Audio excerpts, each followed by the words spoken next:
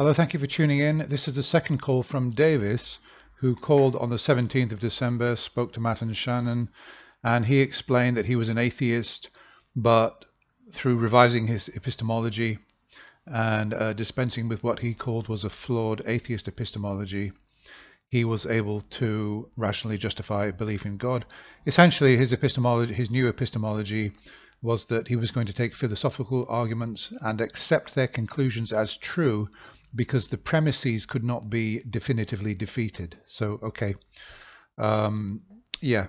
So he's effectively saying that switching the burden of proof and saying that if you can't demonstrate that the supernatural is not real, then I'm going to go ahead and believe that it is real.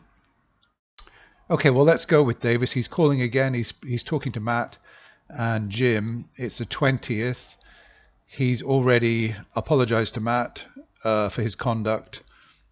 Well, you'll have to go and look at the original call to decide whether an apology was warranted or not. But let's go, because he's talking more about his Christianity, and see if he can justify to any greater degree, to a more satisfactory, rational degree, why he believes in God and Christianity. Sounds great. I'm looking forward to that. So why do you say that belief saved your life? Yeah, so like I said in my first call, I was an atheist for a decade, and that is what it was. I was a vehement anti-theist. I was getting into a lot of the pop atheist kind of stuff, not like serious philosophy or anything like that, but I was reading a lot of Hitchens. I read The God Delusion, A Universe from Nothing, and it kind of really fed into this nihilistic outlook that I had, right? If we're all star stuff, like, why would I value myself or other people and what they think? And so this kind of spiraled into... So if you note what he said there, he already had this nihilistic, depressingly negative, ultra-nihilistic outlook that we're all just matter, we're all going to die, we're all going to come to nothing, there's no kind of objective morality, and we might as well just go out there and just enjoy ourselves and kill everybody and then just have done with the whole thing. So that was the outlook that the God Delusion and Hitchens' books apparently fed into and inflated. A severe depression, right? Like watching pornography constantly, using other people however I saw fit, belittling myself probably more than anything as well on top of that. And so I became then suicidally depressed. So I guess kind of maybe like I would love some insight from you guys on like how you fight those kinds of feelings. Because at the time, right, I thought I was just taking these atheist arguments to like their natural conclusion. Yeah. What atheist argument to its natural conclusion? You know, I can't falsify what Davis is saying. I can't disprove it, but really listening to everything he's said so far, I really doubt his story. Well, if we are just matter that has come from the foundation of the universe, and the meaning of life is just what we give it, if I give my life no meaning and I'll just die, and in 10,000 years nothing matters anyways. I have a pickup truck. It is undeniable, whether there's a God or not, unless God exists and intervenes, that pickup truck is going to stop working someday and will end up in a junkyard. And in 150 million years, there will be, barring some, really strange intervention, nothing left of that pickup truck. Its constituent elements will have returned and back and be included in other things, living organisms and, whatever. Does that mean that pickup truck has no value to me right now? Of course not. It has great value to me right now. It's like saying, hey, I just ate a sandwich because I was hungry and it provides my body with nourishment, but I'm just going to poop some of it out and I'm going to have to eat again tomorrow. So did that sandwich really have any value? The answer is yes. The very notion that something only has value if it lasts forever is comically absurd, and that's the grand lie.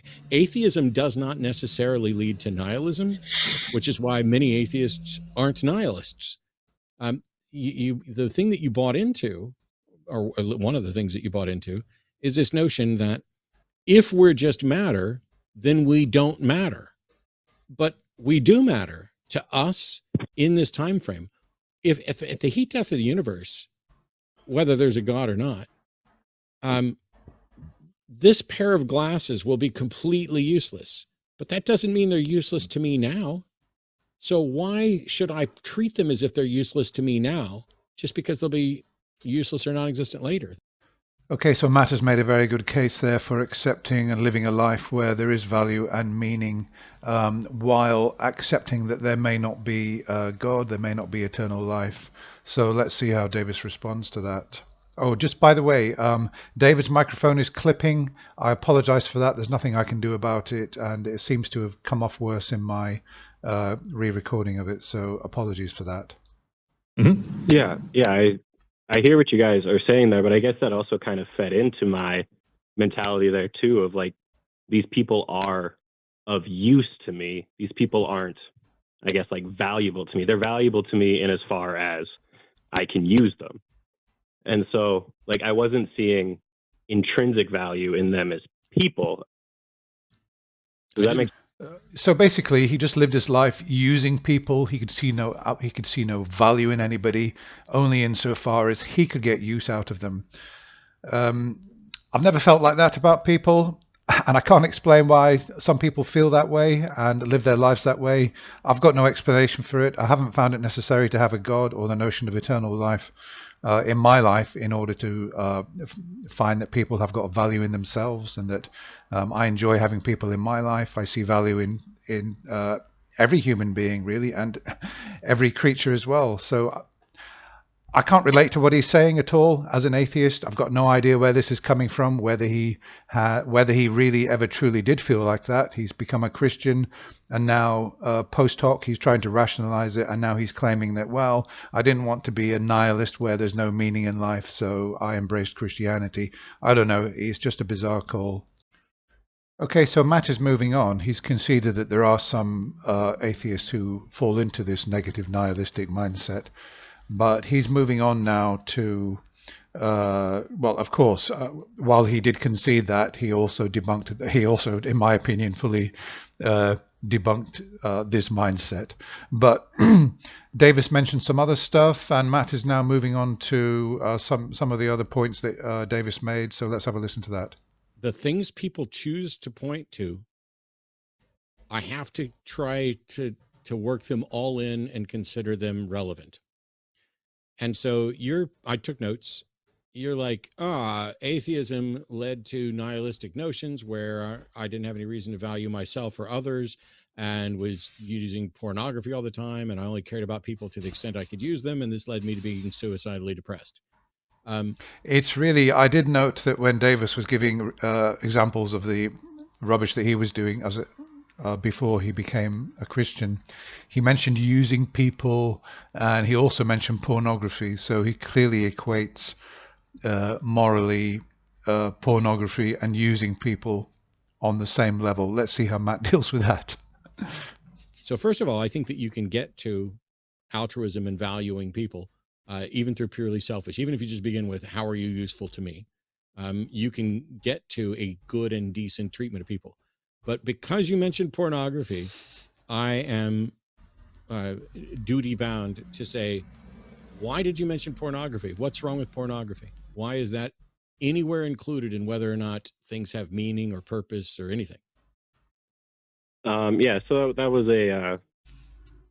I personally cannot handle pornography, right? I was a full-blown porn addict. I understand that term is controversial, and whether or not. Yeah, notice the terms when he's talking about pornography, handle and full blown. If that isn't some kind of, I don't know, Freudian slip or something, I don't know what is.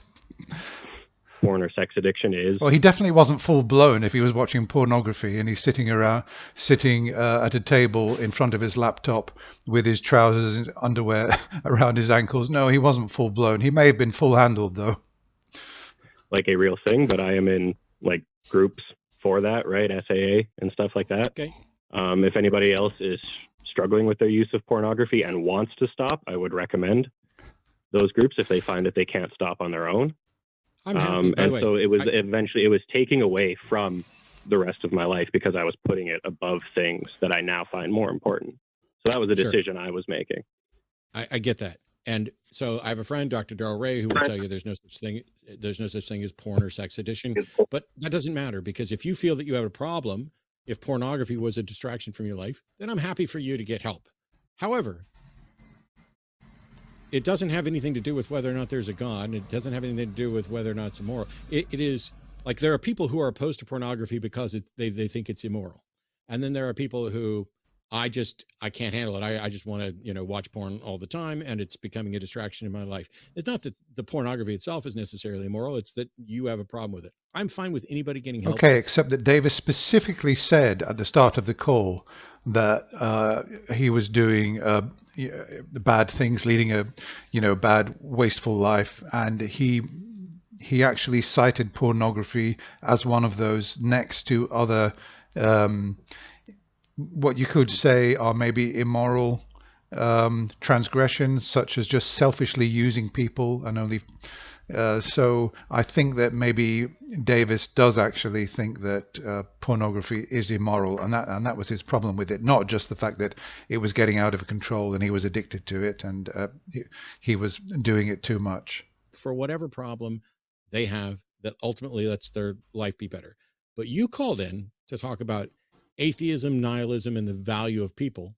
And on the list of things, you included porn. So that seems to be like a secondary argument, that your atheism led you to nihilistic views, and you also had a problem with porn. And so if you're in groups to deal with that, if your religious view saved you, are these religious groups the anti-porn groups?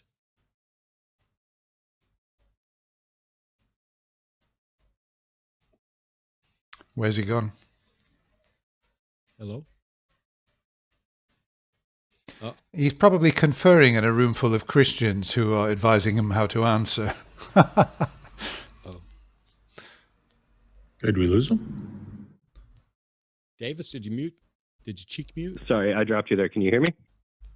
Yeah, Yep. we can hear you now. Okay, yeah, sorry. Yeah, these are 12-step groups. So, right, the first step, recognizing your life is becoming manageable, and then turning your life over to a higher power. But okay, right. I'm going to end it there because not too much more substantial comes of this call. Only that he does end up admitting that the group and indeed God, etc., in terms of helping him to overcome his so-called, shall we say, porn addiction, although no such thing is really recognized by any qualified organization, addiction organization. He recognizes that it could be a case of Dumbo's lucky feather. He does kind of concede that is the case, that that one could believe in such a thing and use that to empower oneself, and yet there still may not be a God. It may just be a placebo. So he did acknowledge that. And later on in the call, when asked how to justify his belief in the existence of God, they got back to that. He came back to the philosophical arguments. These convince him. What he didn't do was once again flesh out his alternative or his new epistemology, which basically switches the burden of proof. So if you can't defeat the premises, I'm going to accept the conclusion. Matt spent the last 2 minutes of the call basically ruling out all the philosophical arguments, that all of them have got problems, and the call ended. Davis went away and said he'd call back another time. Okay, yeah, so just to round up, Davis has a flawed epistemology. He's completely faulty. He's got no rational justification for believing in the existence of God. And he's given as an example of how Christianity has turned his life around, that it cured him of porn addiction. Well, first of all, we're not even sure if there is such a thing as porn addiction. And it may well just be a case, of placebo, which he did actually acknowledge. So, what are we left with? We're left with a man who's a Christian, who's got no rational way of justifying his belief in the existence of God, and agreeing that any positive effects from his belief might well just be a case of placebo. So we're left with absolutely nothing. And in my view, if he was going to have a rational worldview, he could just drop the whole Christianity thing. He could find meaning and value in his life in the same way that I have, without believing in eternity, without believing that there has to be a God to give my life meaning.